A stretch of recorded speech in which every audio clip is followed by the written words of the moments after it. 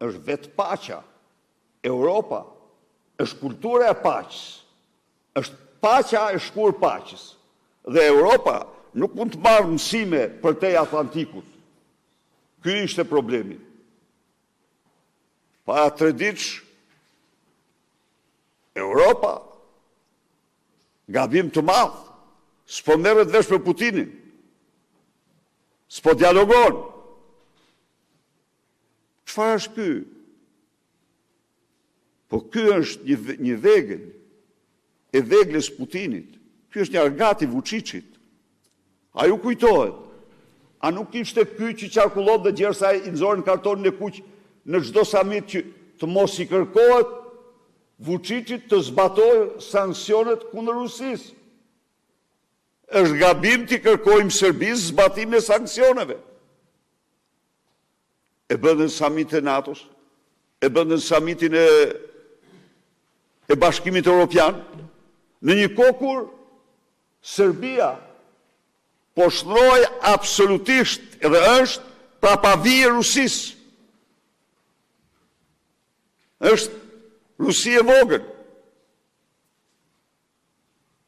A nuk ishte ky autor kryesor bashkë me Vučićin i Ballkanit hapur, të cilin Sergej Lavrov e çonte në qiell?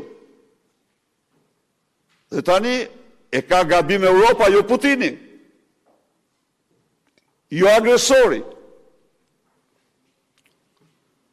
Këto i bën që të mund të tërheq vëmendje nga problemet e tij të mërshme, i damkosur si ai duhet, dhe unë vlerësoj qëndrimet e gazetarëve francez dhe ukrainas të cilët ja përplasën në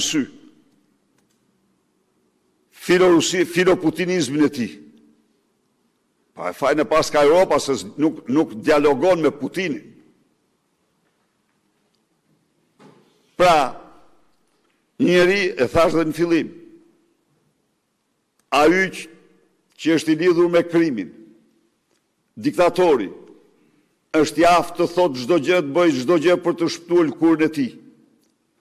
Dhe ai mendon se në këtë mënyrë do t'i harrohen vjedhjet, do i përmenden deklaratat. Ne nuk e falim atë as për vjedhjet, as për deklaratat. Detyra jonë është, miq,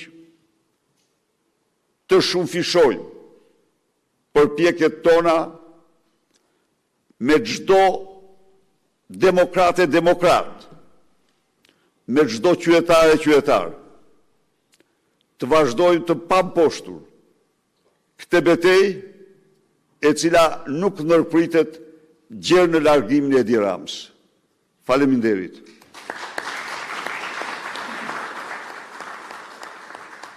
Faleminderit, mediat na fal tani.